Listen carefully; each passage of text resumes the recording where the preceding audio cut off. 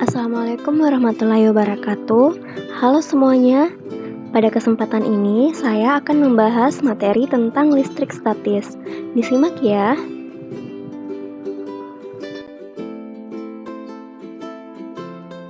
Materi listrik statis mencakup 4 pokok bahasan utama. Yang pertama tentang konsep listrik statis, yang kedua tentang gaya listrik, yang ketiga tentang medan listrik, dan yang keempat tentang beda potensial. Pada video ini, saya akan menjelaskan terlebih dahulu tentang konsep listrik statis. Listrik statis adalah gejala-gejala kelistrikan yang terjadi karena adanya ketidakseimbangan muatan pada benda. Jadi, muatan pada benda itu terbagi menjadi 3. Yang pertama adalah muatan proton. Jadi, muatan proton adalah apabila sebuah benda memiliki lebih banyak muatan positifnya. Kemudian yang kedua adalah muatan elektron. Jadi, muatan elektron ini adalah apabila sebuah benda memiliki lebih banyak muatan negatifnya. Jadi, elektron ini kebalikan dari muatan proton. Selanjutnya adalah muatan neutron. Jadi, pada muatan neutron ini, apabila sebuah benda memiliki muatan negatif dan muatan positif yang sama banyak. Jadi, pada proton, yang lebih banyak adalah muatan positifnya, sedangkan pada elektron, yang lebih banyak adalah muatan negatifnya. Tapi pada neutron itu, antara positif dan antara muatan negatif itu sama banyak. Selanjutnya, di sini saya punya contoh. Apabila sebuah benda yang memiliki muatan positif kemudian didekatkan dengan muatan positif. Jadi, yang akan terjadi adalah mereka akan saling tolak-menolak. Nah, jadi apabila muatannya sama-sama positif, akan terjadi saling tolak-menolak. Kemudian, apabila ada muatan negatif didekatkan dengan muatan negatif, maka akan terjadi juga saling tolak-menolak. Nah, jadi apapun yang muatannya sama, maka akan terjadi saling tolak-menolak. Nah, apabila muatan positif didekatkan dengan muatan negatif, maka yang terjadi adalah saling tarik-menarik. Nah, jadi apabila dia muatannya sama, maka akan tolak-menolak. Sedangkan apabila muatannya berbeda, maka akan tarik-menarik.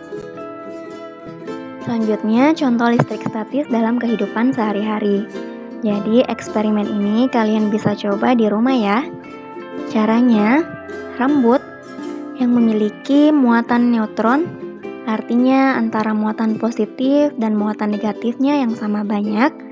Kemudian, penggaris juga memiliki muatan neutron, yaitu antara muatan positif dan negatifnya juga sama banyak.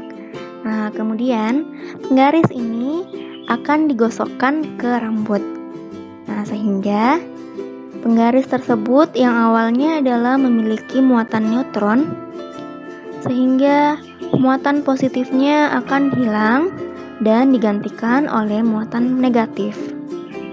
Hal tersebut dapat terjadi karena pada saat penggaris digosokkan pada rambut, maka rambut akan memberikan muatan negatifnya kepada penggaris, sehingga penggaris yang awalnya merupakan muatan neutron akan berubah menjadi muatan negatif atau muatan elektron. Nah, sehingga apabila penggaris ini telah memiliki muatan elektron yang lebih banyak, penggaris ini ternyata bisa mengangkat pecahan-pecahan kertas kecil. Jadi apabila penggaris ini yang sudah digosokkan ke rambut kemudian didekatkan pada pecahan kertas, nah kertas tersebut ternyata bisa terangkat. Hal tersebut dapat terjadi karena penggaris memiliki muatan negatif, sedangkan pecahan kertas memiliki muatan yang netral.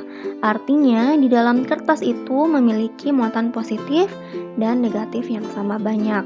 Nah, apabila negatif dari penggaris didekatkan dengan positif dari kertas, maka akan saling tarik-menarik sehingga penggaris dapat menarik kertas. Nah, jadi kalian bisa contohkan di rumah masing-masing. Kalian cuma membutuhkan penggaris dan juga kertas dan rambut.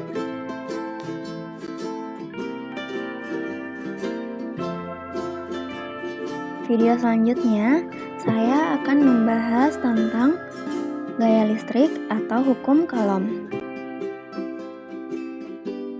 Terima kasih telah menonton video ini.